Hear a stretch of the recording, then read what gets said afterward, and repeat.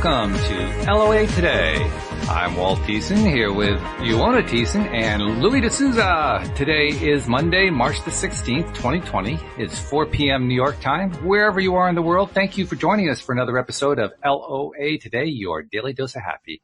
And we are happily off to our second straight week here of being 3 instead of 2. And last week we ended up the show with a little bit of a challenge going in each direction. Who is going to be able to keep up with the other one? We will have to wait and see. It's going to play itself out today. And Ioana, you actually sent me a text message before the show. Actually, I think you sent it to me yesterday about an idea for a topic. It sounded like a good one, but Louis doesn't know about it. So why don't you tell Louis what topic you had in mind, and we'll just kind of go from there. Okay. So I thought, in light of everything that's happening, that it'd be good to talk about our wonderful immune system and ways that we can enhance and strengthen and boost our immune system so that we can feel better about, dealing with the current situation. And Louis was teasing me before the show. He said something like, you don't sound so good. I said, I feel fine. He says, you mean you don't have the virus? I said, no. He says, I got to find somebody who has the virus. Louis can always be counted on to have a different perspective. He wants to find exactly what it is that he doesn't want before he goes to what he does want. He's very consistent about that. Okay. I'm curious about what's going on in his part of the world as far as the virus is concerned. Well, England doesn't have a huge amount of statistics. I see. Because they're saying to you, if you've got a cold, stay at home, isolate, and don't tell anybody. I mean, don't go to the doctor and get a swab and find out if you got it or if you haven't got it. So, there could be a lot of people that have it that aren't on any statistics. So right. We're also still going to work and still going to school. Oh, really? Oh, okay. Everything is going on as normal. But we're guessing that that'll change soon. I see. Have they actually reported any actual persons infected? One person in my area, which has got 320,000 people. So, no, there's not many. No. Okay. Yeah. It's very, very low at the moment. I see. By the way, there was some really great news that came out of China where this originated. The province where it originated is no longer experiencing an emergency.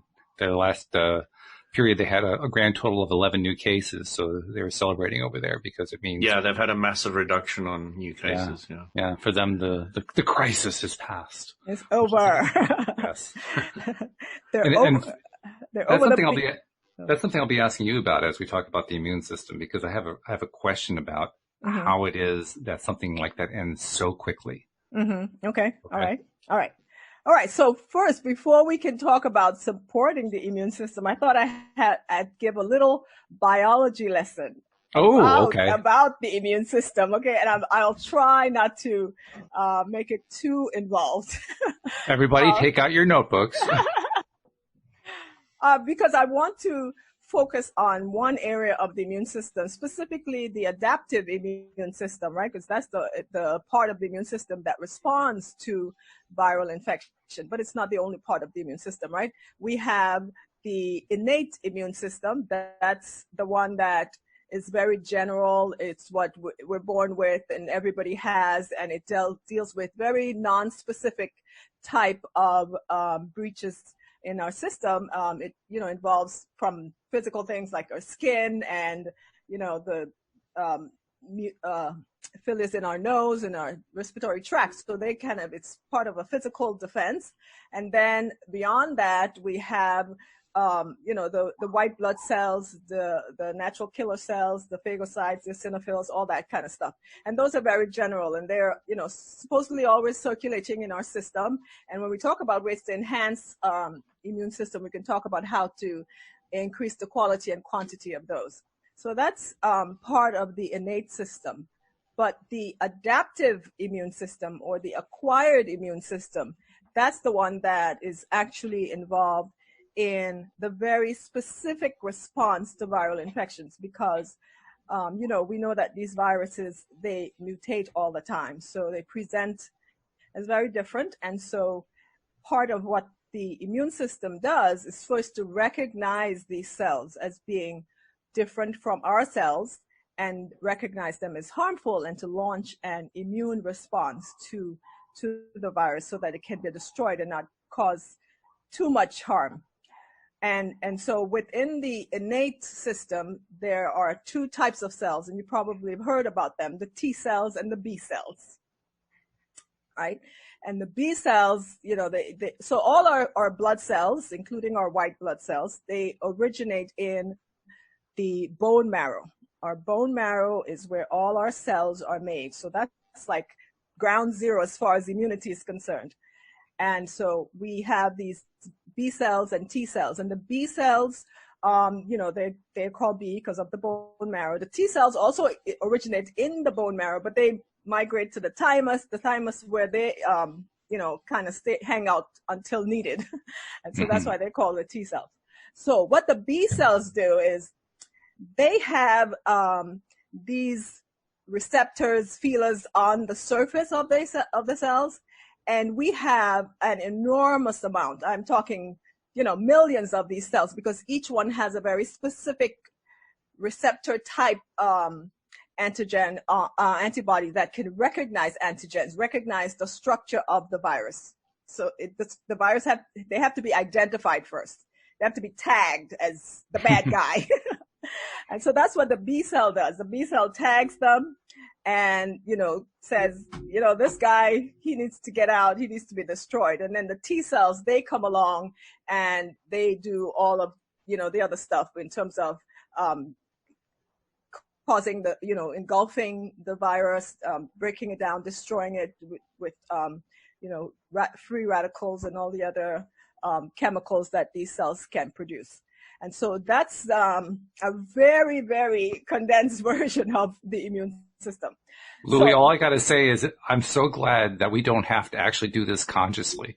I mean, this would be insane if we tried to do this consciously. Oh my God, yes. It's because the details are so complicated, but it's so beautiful how complicated it is. You know, it's like, it is. You know, there is a beauty in that. It is. It's really amazing. Those B cells they are something to be studied. In fact, people are trying desperately, scientists are trying to figure out exactly how they work, because they feel that if they could understand better how these cells work, then they can develop better vaccines and other type of immuno medicines for cancer and all that kind of stuff.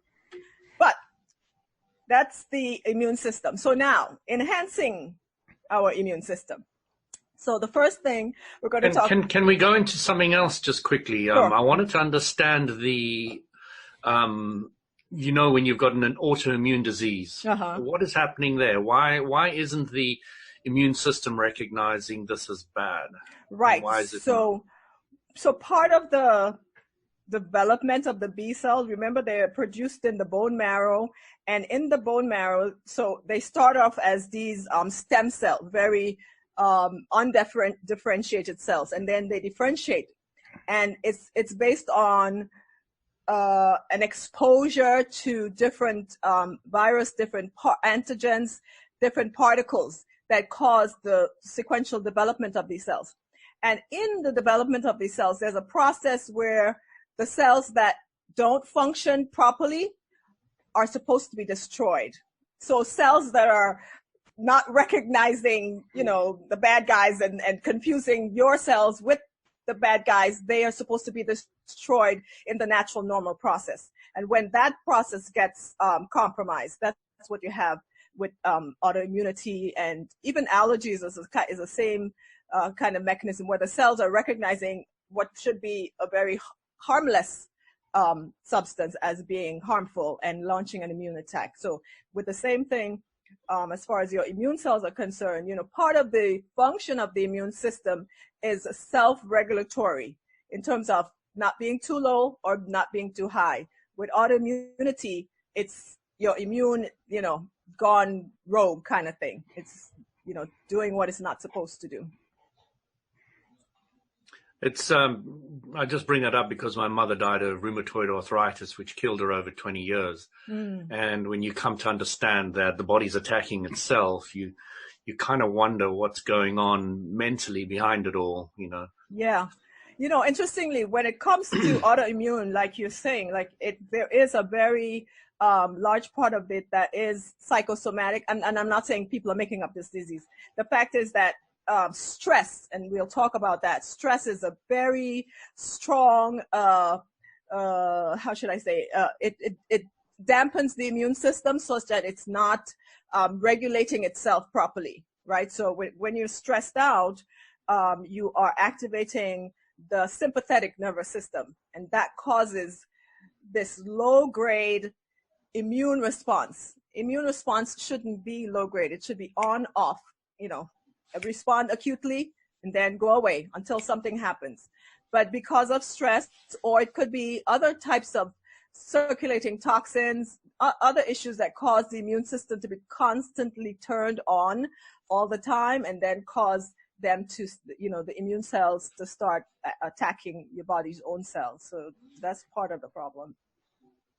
But, you know, there are things that can be done both conventionally and otherwise.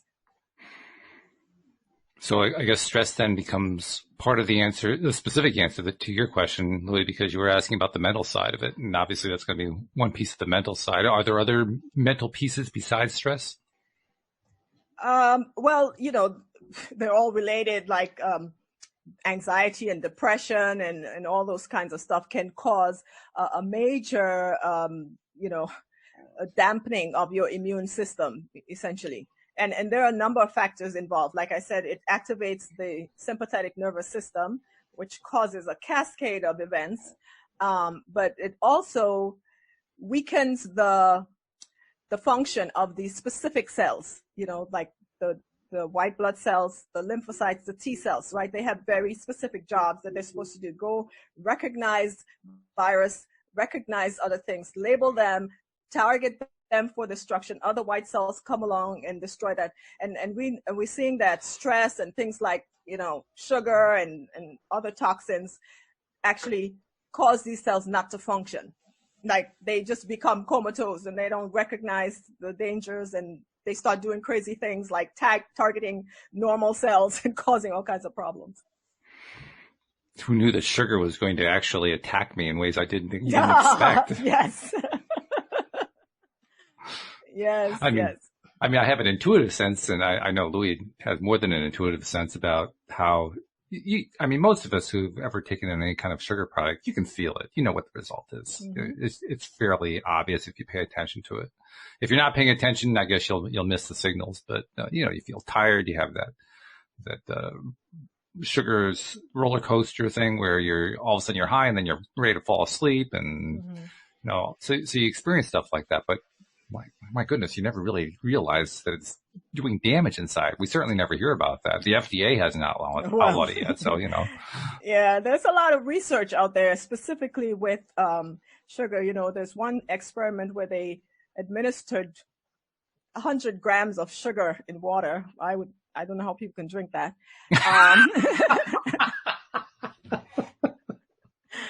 And so they measured the activity of the white blood cells before the administration of the sugar and then after the administration of the sugar. And they saw an actual decrease in the activity of the white blood cells lasting for a couple of hours. After a few hours, they recovered.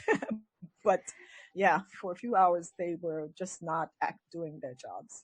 Well, they probably could have simplified things. You just handed them a Coke. I mean, it would have been maybe not quite as accurate in terms of the measurement, but you know. Well, there's so other things in the Coke that may have compromised the experiment.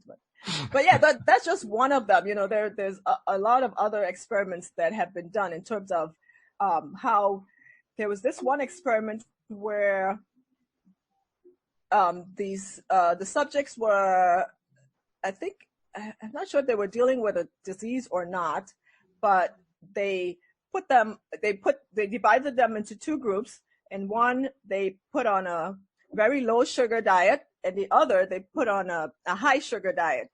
And sure enough, what they found was that, so they did have cancer, and they saw that the cancer cells were being starved of energy, and they were dying much more quickly because, of course, cancer cells are much more susceptible to much less susceptible to harsh conditions, especially lack of energy. And so they saw that, yes, there was a decrease in the cancer cells, reduction in the tumors, as far as depleting sugar content in the diet is concerned.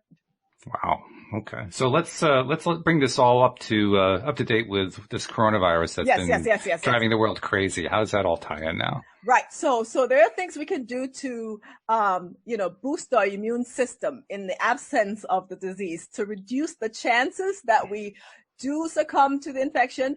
And if we do, to actually speed up our recovery and be in that 80-something% group who actually may get the disease and have little to no symptoms at all.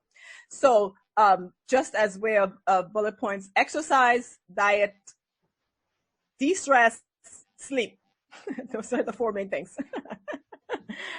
And so we'll talk about exercise. Exercise is like one of my favorite things, of course, that helps with... I can attest to that, by the way. Having to do in January. I mean, you and my brother are exerciseaholics. So yes, we love it. It's our drug of choice.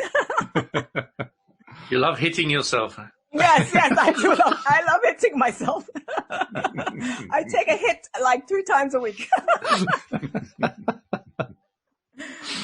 But so one of the things that exercise does, of course, is increase your circulation, increase your blood circulation. So it's going to cause the blood to, go where there might be possible infections, pathogens lying. And of course, that's the blood is going to bring all the white blood cells is going to help fight the disease.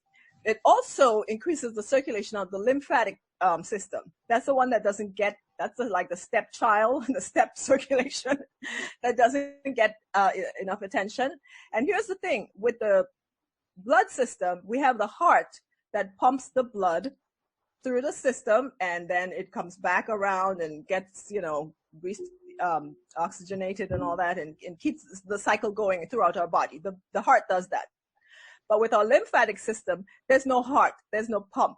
So only when we move, it moves.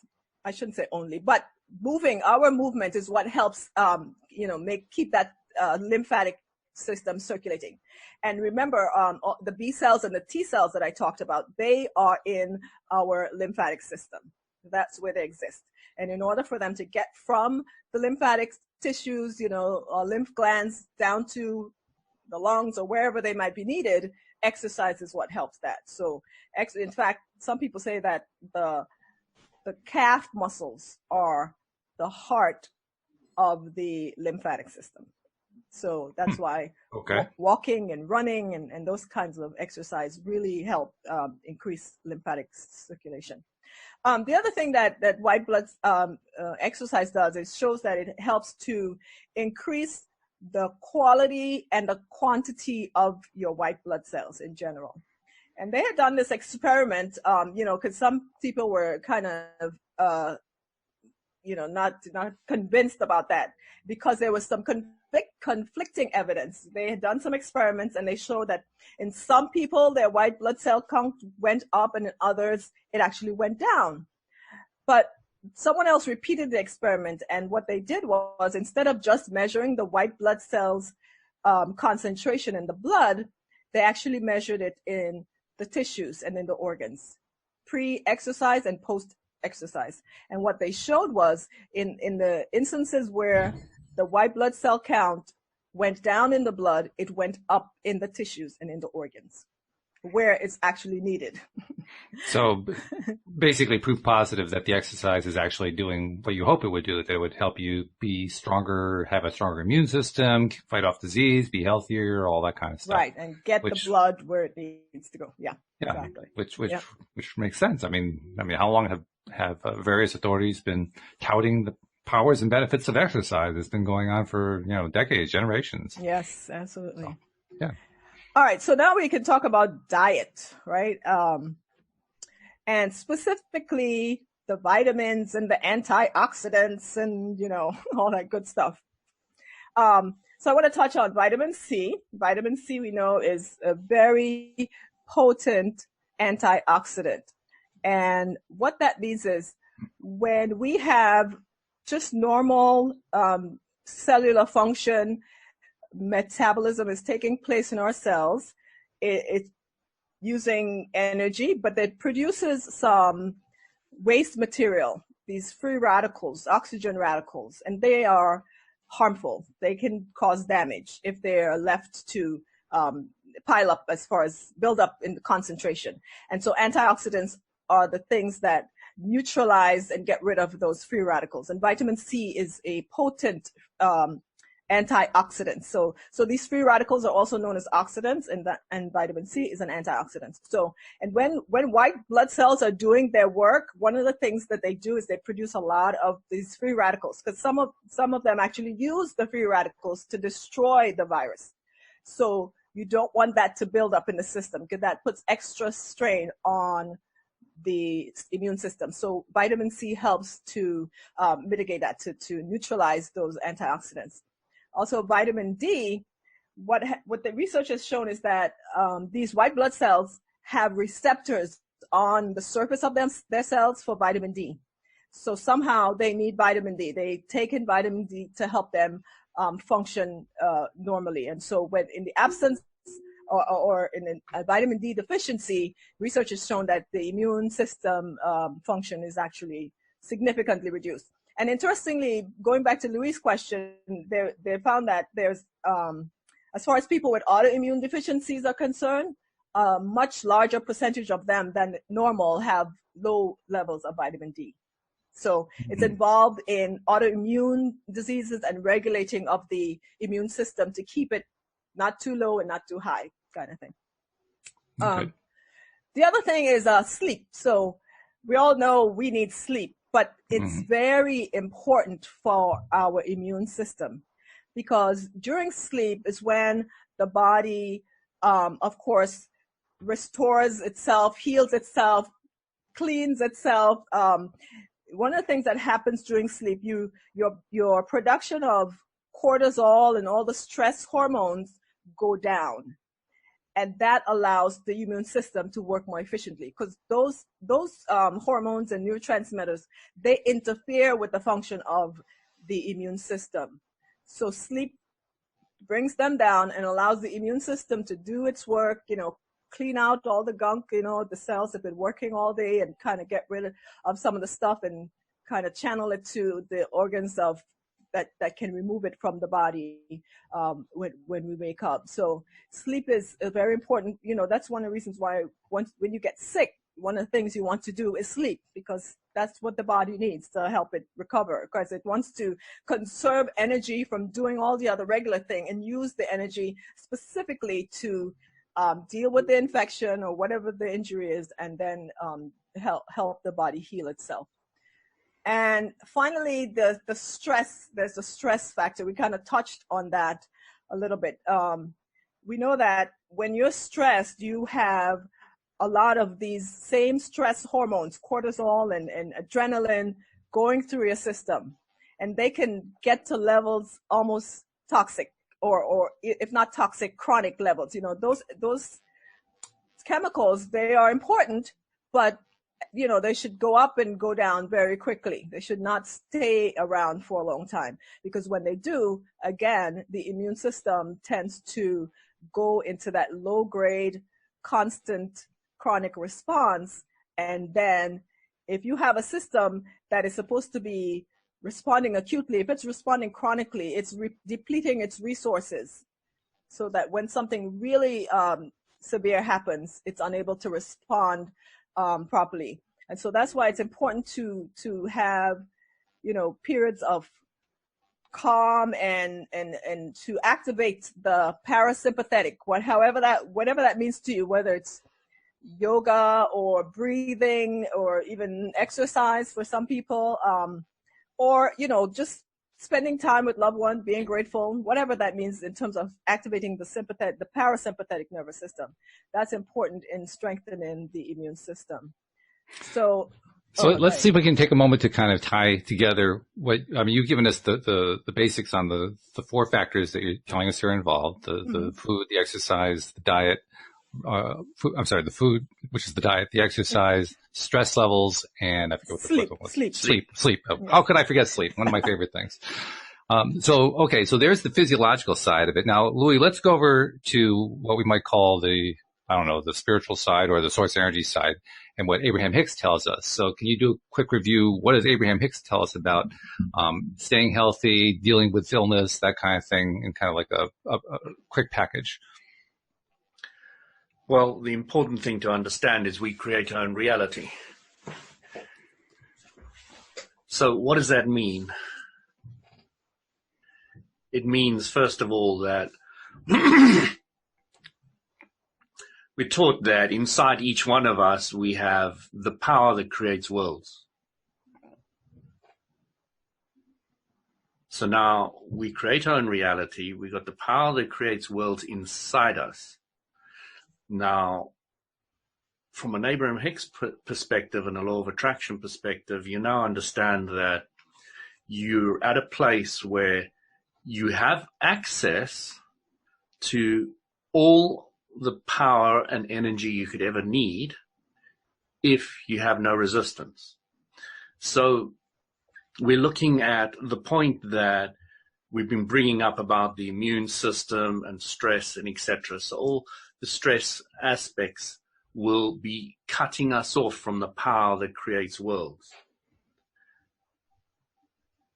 Now, if we remove those and all the suggestions that we've been given now, then you lower that, then you can access the power because you're now opening the channel to this power that creates worlds. So to me, I always bring it down to the basics, and I'm only looking at it from that point of view. I used to study everything that Iona has been talking about, the HIRT, the exercise, the sleep, and I went into all these things in great depth.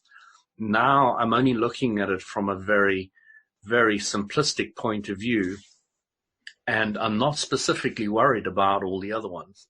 So the interesting thing that Abraham-Hicks teaches about sleep as well is that when you sleep, you're now, whatever level you go to sleep on, you're fixing your vibration at a certain level and you're keeping it through the whole night.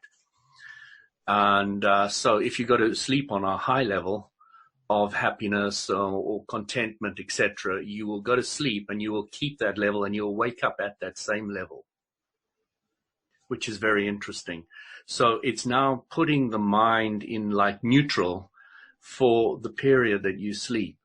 And that is what has always given us the ability to start regenerating ourselves, not because it's positive or negative, but because it's neutral. And because we're not thinking negative thoughts anymore, we're now not stressing ourselves or stressing the body and harming ourselves health-wise. So to me, once you've looked at it from that basis, and it's a very simplistic basis, and you just keep that in mind, you start looking for things that will release, give you relief and release from stress and tension and all that kind of thing, so that you can tap into that power that is within each one of us. And that is what I'm always looking at. All this other information has now become vastly superfluous in my life. It's on a level that some people get really fascinated with, but it's on a level that I used to be fascinated with. But now it's been completely removed, replaced by a very simplistic philosophy that covers all of it, completely and totally. And it's just great because I'm now having less factors to worry about. I've got simplistic things that I can do to get myself into a health and a wellness position. And I love the guy that created the whole term, the wellness revolution. What was his name again? He wrote the book, The Wellness Revolution. It was just fantastic. He got the idea that there was all the sickness and all the rest of it on the one side, and there was wellness on the other, because he didn't know what other term to use. And it's a brilliant term. It's a very apt term. It's a very correct term. If you're focusing on the wellness industry or your own wellness, rather than all the sicknesses and ailments and all the different problems, from a law of attraction point of view, you understand that you're going to be able to move forward and get the law of attraction of its own power to bring in more wellness to you. So yeah, it becomes very different for me now when I'm looking at all these things. As I say, I've got a huge amount of health and nutrition knowledge, and you've seen I've hardly ever used any of it on my show.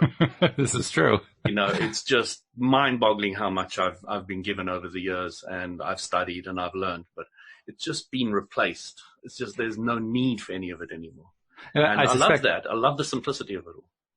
I suspect that part of the reason why it's been replaced is because I think as you were going through your transition period, you were connecting together. You were saying, on the one hand, okay, here's what the physiological side is telling me. On the other hand, here's what Abraham is telling me. And I can piece things together. I can say, oh yeah, that connects to this. This connects to that. So if you guys are okay, I'd like to do that with what you guys have just said right here on the show. See how much we can connect these things together. So you laid out some stuff. Louis, you laid out some stuff. You heard what each other said. Where can we find the connections? Let's talk about those connections. Well, I think one of the connections is back to, of course, the de-stress. That's like one of the obvious ones, because when you and I love to talk about the autonomic nervous system. You had mentioned if we had to do this whole immune system thing, thinking about it would be like crazy. But forget about going to work. Our entire day would be working on, okay, I got to get myself healthy. Healthy. Exactly. Right. So we have this body that's doing this behind the scene without us even being aware of it. Right. So, but part of that system is the autonomic and the parasympathetic, right? I mean, the sympathetic and the parasympathetic. The sympathetic is, the fight or flight, or the one that gets us to go and respond, and then the parasympathetic is the one that's supposed to calm us down and bring us back into a sort of neutral place, as Louis had mentioned. And so the thing is that as a result of our society, we spend so much time in the sympathetic nervous system part of that that we have neglected. But like Louis was saying, if we can find ways to go back to and enhance and just focus more on the parasympathetic, there is an unlimited availability of energy and resources and help that that allow the body to do all the wonderful things that it can do. It can heal itself. It can take care of itself. It can do so many amazing things if it's allowed to. So I think that's kind of one of the connections for me. Okay, so there's a good one. By the way, I also wanted to include something that Josephine, who's in our live stream, added. She added this actually quite a bit earlier on. Hi, Josephine. Hello, Josephine. She pointed out that, I'm not sure what the source of this is, but there are 78,328 recoveries from the coronavirus so far, and the amount of recoveries growing by the day. Yes. So, I mean, that happened. It didn't just happen miraculously. There was actually something that happened that led to it. You gave us a pretty good grounding on that. Yeah.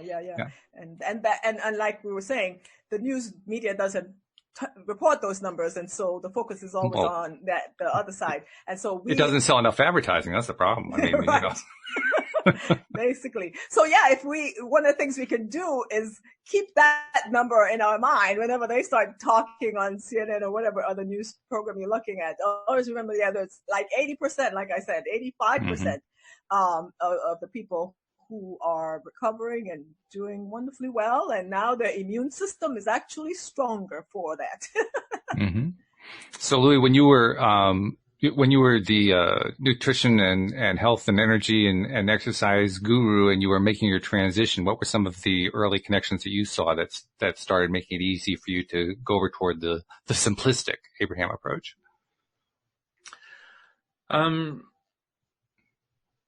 Well, once Abraham-Hicks brought in the ideas of inside you have the power that creates worlds, it really stopped me because I'd never heard that before from anybody. It's pretty rare. And I sat there and I thought, there's a power that creates worlds inside me. What does this mean? My gosh, I hadn't really thought about this before. So inside me is a tremendous amount of power. Inside me. Now, I'm creating my reality from my power. You creating your reality from your power. Yeah. And the source power is linked, but we each have that. So I started to think, I still eat very well, very healthily. I juiced my own juices today. So you've got the minerals and vitamins.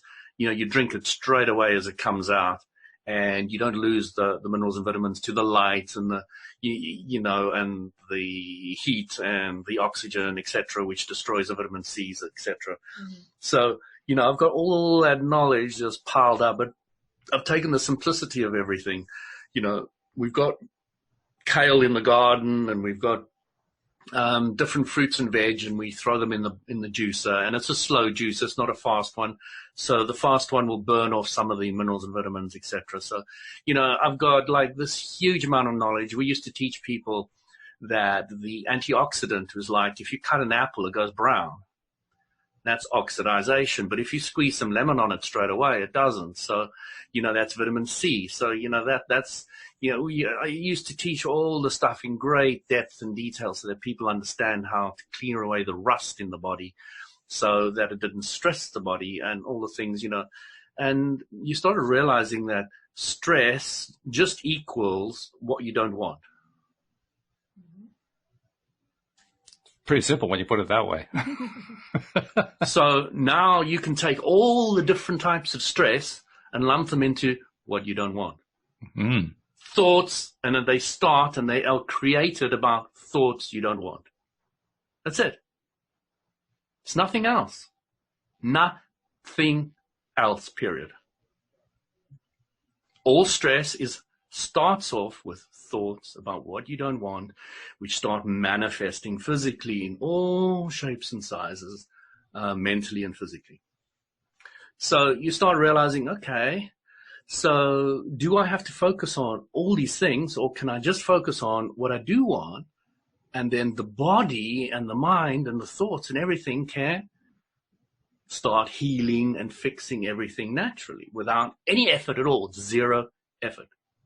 Besides, you're now just focusing more on what you want, which, if you think about it, there's no effort. When you're focusing what you want, you're excited and everything's flowing and there's more energy and it's just really, really nice. There's zero effort. There's no trying or pushing or hard or anything like that. So it's completely changed the whole way I look at health, and I can't even teach the old stuff anymore. I just sit there and I'm wasting my time. Let's teach them the basics of the clear, how it actually works in the simplistic way, and get them to focus more on what they want. And it's so simple that it's difficult for people to grasp. So, it's like... Well, it's an interesting problem. It's a problem that I've seen with some of the LOA teachers who also have the scientific background. On the one hand, like, for instance, there's Dr. Joe Dispenza. That's somebody who comes to my mind, or Bruce Lipton, or one of these guys. On the one hand, they feel that it's very important to lay out what is known scientifically, lay out as much of that groundwork as they can because of the education value. In fact, that was a topic of conversation last Tuesday when we had one of Dr. Dispenza's team leaders, Kim Lee Boda, was on our show with Daniel and Alex, and gave us a very good idea of why it was that she felt that the meditation technique and the overall approach that Dr. Dispenza has produced such tremendous results. I mean, he has a long, long list of testimonials from people with dread diseases and so forth who have, just turned their lives around in some amazing, amazing ways. So you can see why he would come to that conclusion. But on the other hand, and I think this is where you're pointing to, Louis, on the other hand, simplicity makes things so much easier. So the question becomes, where's the balance in there? How much information do we need to have before we finally buy into the easy one? And Abraham's kind of a good example of that, because they give all these workshops. They're constantly talking to people all around the world, and they always say the same thing at every single workshop. Mm-hmm. They come in with the knowledge that we know what all the questions are. People get bored with Abraham-Hicks. I can't listen to him anymore. They just say the same thing again and again. I've heard that quite often. So where's the balance of this? There's got to be some balance in here somewhere. So this is where the balance comes. Yeah. Go ahead, Joanna, you first. Okay. So two things. One is that, with the knowledge and the information, I think that, the whole idea is kind of ties in with the placebo. When you have new knowledge, it changes your belief system. And then that goes to something Louis was talking about. Sorry, too many names. My fault. I know. About how it's become so easy for him to simplify everything. And what I have found for me is that, I have been exposed to LOA and incorporating it into my life for almost a decade. What I've learned over the years is that there's a part of us, that he talked about the part that is all powerful and has all this potential. And there's still that part of us, that programmed part of us, that has a different perspective, whatever that perspective may be. And so the idea is that, there's so much different language used to describe it, but connecting that part of you, that ego or programmed or whatever it is, to that part of you that's also, all powerful. That's where, that's where the information and the education comes in, right? Because I don't think that is something that happens automatically. Yes, you're consciously aware of the information and you accept it on a conscious level, but on I don't know, I always have trouble with the subconscious or the unconscious or whatever people want to. You and me both. I mean, I've done entire weeks of shows trying to iron out those terms, so I'm totally sympathetic.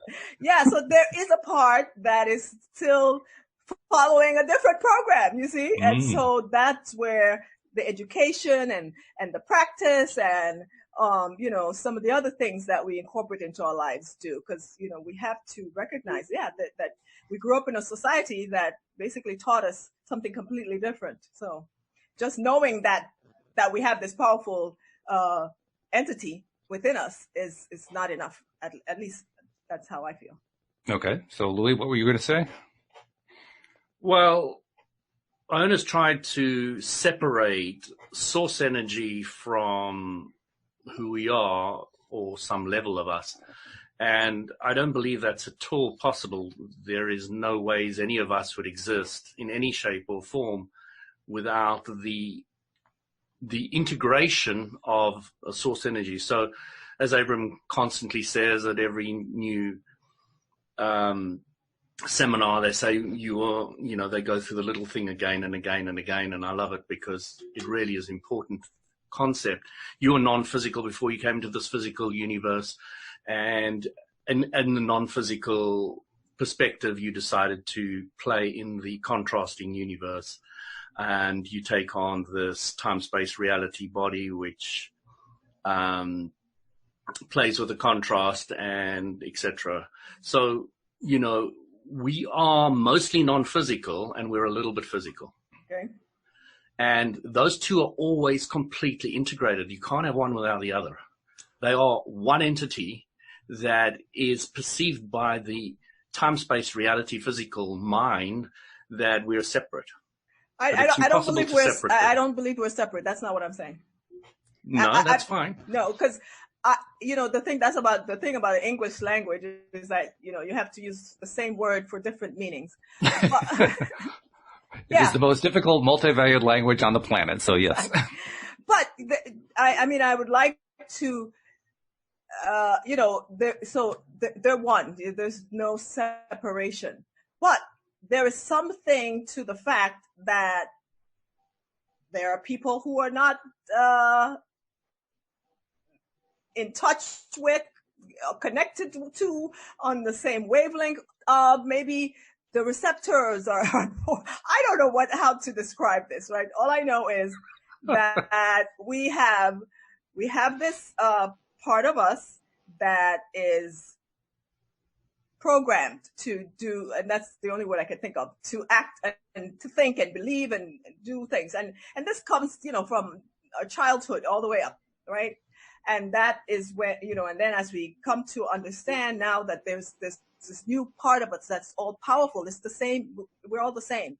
But activating that part, that's what, that's where, I'm afraid to use any term because it will not completely explain what I'm thinking. Maybe I should just draw it. That is the See, what I'm challenge. trying to point out here is that you can't activate it. It's always activated. It's impossible to deactivate it or to reactivate it. Oh, to connect with it. So the way Abraham explains what I'm guessing you're trying to point out is alignment. Okay. Yeah, maybe that's a good term.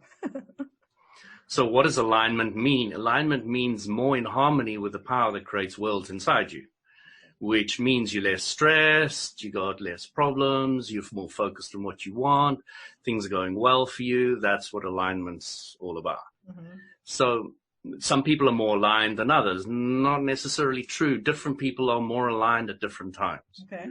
So it is a varying scale. It's not a fixed scale. Mm-hmm. So you're now not really worried about who's in alignment or who sees it or who doesn't or who's more spiritual, who's not spiritual. You're starting to focus on when am I more aligned and how can I become more aligned? Mm-hmm. That makes sense. And the more in alignment you are, the more you can deal with this virus, mm-hmm. Because you're in a place that can tap into the power that creates worlds mm-hmm. inside you. Mm-hmm. So, we have all these medical terms and all the rest of it about antioxidants and stress and autoimmune system, immune system, etc. So, we've gone and made it very, very complicated for ourselves. But I found that was harming my ability to clearly focus on where my power was. It's an interesting point you're making because we do complicate things, and the complication actually works to our benefit in many, many ways. But it also creates difficulties because if we make it too complex, then we kind of bug out mentally and then we lose focus. And then now we're right back to, oh God, my life is terrible. And we're right back to where we started. So yeah, this is why I like this topic. And I don't want to spend the rest of the show on it, but this is one I want to revisit, yes. Over the weeks that come, because trying to connect all this body of knowledge with this new body that Abraham has given us and that other teachers have given us, and see where the interconnections are, I think is how the two worlds kind of come together. Yes, absolutely. And become one. Yeah. And I don't mean that they're separate worlds. I mean that they are separate fields of knowledge. Don't use the word separate. No, they are. They're separate fields of knowledge. I'm just kidding. They're different. I'm just kidding. They really are. So anyway, that's something to revisit. Something else I wanted to bring up, though, where coronavirus was concerned. Okay. Already they're seeing it in China. I kind of suspect, like you were pointing out, the data tends to come more about when things are going bad, not when things are going good. So there's kind of a lack of data in some ways. Mm-hmm. But I have this perception, you tell me if I'm wrong, I have this perception that when these epidemics start and really grow, especially when they go fast like this because there's no prior resistance built up. Mm-hmm. Interesting, that's another word to come back to, because resistance is used in two entirely different ways by the two people. The same word, yes. Same word, yes. But there's this huge ramp up, and then it reaches a peak, and then it's almost like it falls off a cliff. Mm-hmm, mm-hmm. Like it just stops. Right. And it doesn't really matter whether you're in place A or place B or place C. It's just kind of stopped. Right. So that's the thing, right? It's the same as we were talking about with the immune system, because one of the things that about the adaptive immune system is once you get exposed to the virus, you don't have to get the symptoms. You don't have to get infected. You're exposed to the virus. Your immune system goes to work and studies that virus very carefully. Mm-hmm. Those B cells and the T cells, they go to school, they go to university, and they have to take a test.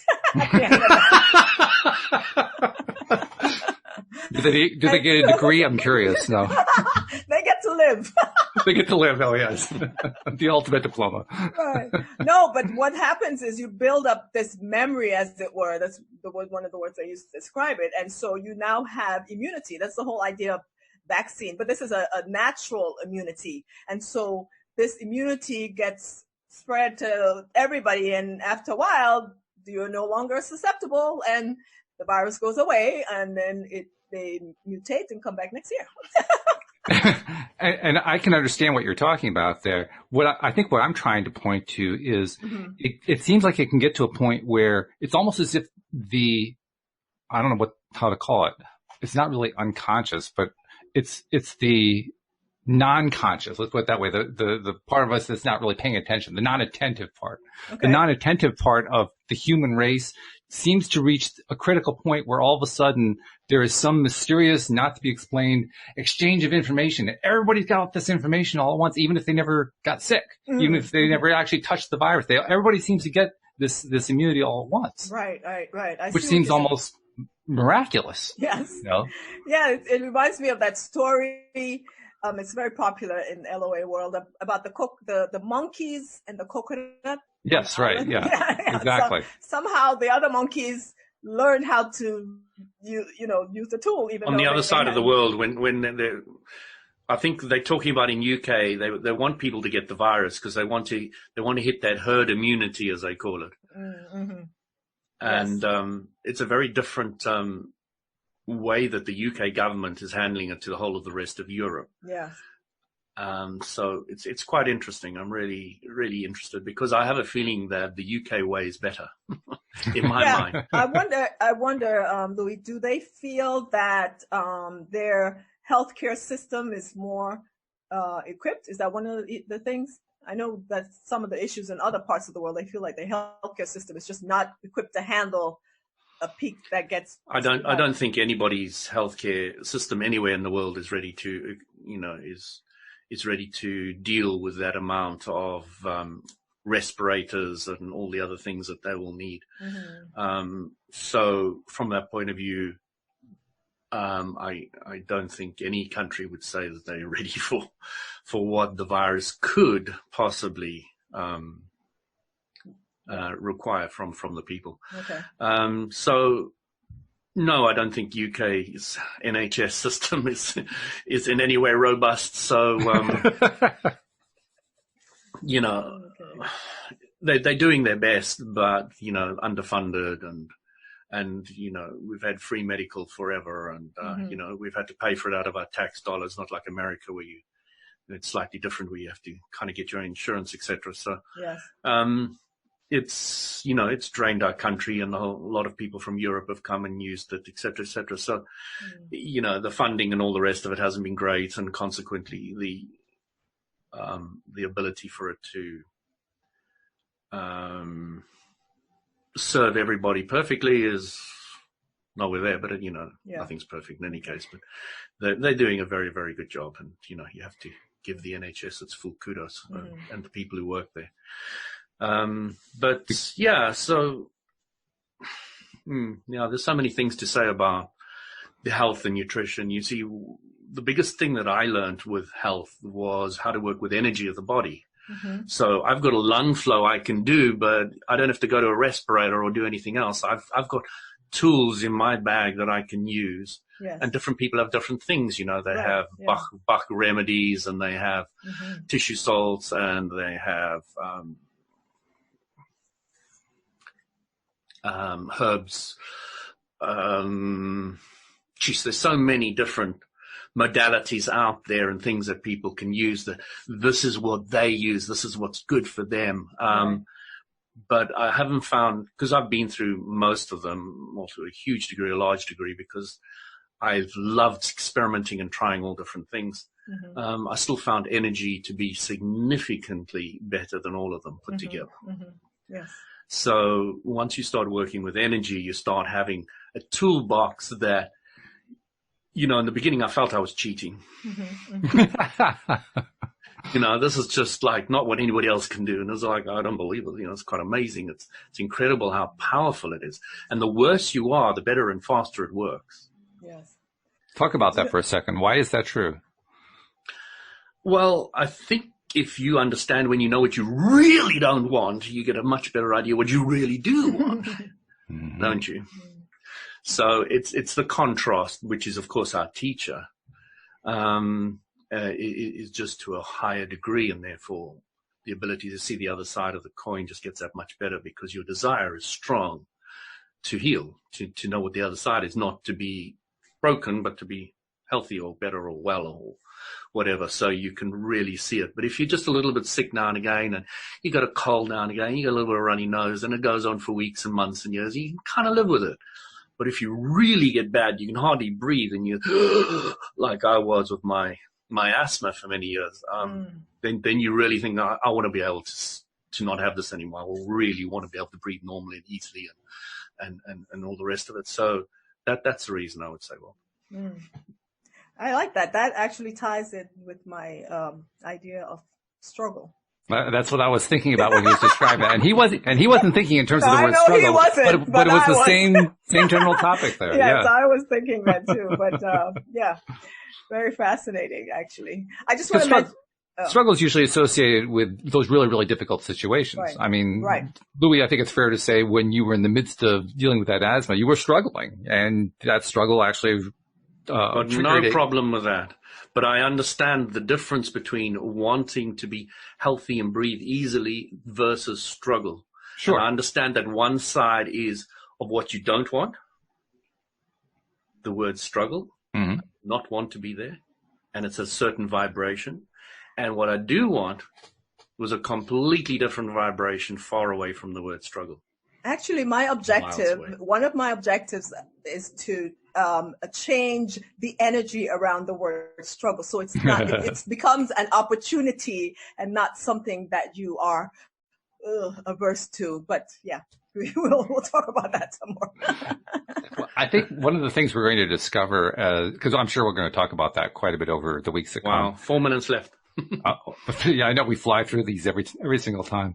But one of the things I think we're going to find is that a lot of this has to do with the multivalued nature of the English language, and has a lot less to do with what Abraham calls vibrational energy. Because I think, for instance, when you start talking more about how you see struggle, I think Louis will say, well, I don't see that as struggle. I see that more as focusing on what I want. And I think we're going to find that kind of thing happen. We go back to the English having one word to describe everything. So, but yeah.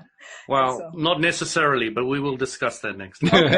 Okay. Well, he's reserving his right to disagree. That's fair enough. I am very much so. Okay.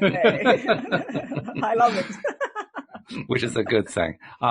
Before we've got 3 minutes left, I'll do a quick promo, and then I'll be asking each of you to give one last thought about what message you would put out to anybody who's still perhaps concerned about coronavirus. Okay. But first, I just want to remind people, if you are not yet subscribers to the podcast, please become one. This is the kind of great content you get. It's different content every single day. Today it's science versus source energy, but other days it's completely different. And the only thing that they all have in common is that they all touch upon the law of attraction. So become a subscriber. You get 5 episodes a week for free, coming right to your device, and it's so simple to do. Most of you have figured out how to do it, but for those who have not, we made it really easy. Just go to the homepage of our website, loatoday.net, and at the top of the page, you'll find instructions for how to get your particular device subscribed so that all the shows come right to your device every single time we publish them. And of course, check us out on YouTube, where you can actually see us as we're doing these podcasts. As we're recording them, we live stream them to YouTube, and you can watch the replays there as well too. And so just subscribe there. You can also click a little bell there and get notified whenever we are live, so that you can actually tune in, like Josephine and others have done, to the live stream. So, but whatever you do, make sure you subscribe, because you want to keep these shows coming every single day. And we really are serious. That's why we call this your daily dose of happy. Your daily dose of happy comes from focusing on stuff that you like, that you feel good about, that actually improves your life, as opposed to like 99.99999% of the other entertainment out there. So talk about the difference between knowing what you don't want and knowing what you want. What you don't want is all the rest of that entertainment. What you want is LOA Today. It makes it just that simple. So thank you very much for that. And I guess, Louis, I'll go to you first. What's the one takeaway that you want to send a message to people who are still a little bit concerned about coronavirus and how they're going to handle it? It's very simple. Forget about being concerned. Focus on what you want. Healthy, happy lifestyle. Go for it. Yes. All right. Your turn. What's next? Yeah, in line with what Louis said, remember to breathe, to love, to laugh, to have compassion, and let's spread a different virus, and one that's good for everybody. And you can do that actually through social media. It doesn't need a physical medium. So, although that might be a physical medium, but you know what I mean. Wouldn't that be a nice change for the use of social media? Energetic virus. That's it. Exactly. Yes. It's been an interesting thing, because as this whole thing has cropped up, if you look in the LOA related groups, most of the conversation is about how it's going to be okay. Do the steps you normally do, stay away from watching news, blah, blah, blah, blah, blah. Almost any other channel you look at, it's all about the world ends today, details at 11. I mean, literally. Wash your hands, sing happy birthday, wash your hands. It's literally two entirely different, divergent messages going on. It's quite fascinating. And you can see the response in like how we are dealing with it, as opposed to some of the other, because there's so much anxiety and all kinds of crazy stuff. Well, I actually dipped my toe into the contrast to kind of interact with the others and almost got my head taken off. Now you're contaminated. I'm contaminated. No, not at all. I would have been contaminated perhaps if I had stayed there, but no, staying there was not an option. Yes. Anyway, okay, well, this has been good. Thank you guys very much for your perspectives. I mean, I can just see this is just going to keep evolving. I love the way the show is coming together on Mondays. Yes. So thank you, Louie. Hope you have a great week. You're welcome. Thank you, everybody. Have a great week. Thank you. Bye-bye. Thank you, live streamers, and we will see you all next time here on LOA Today. Goodbye, everybody.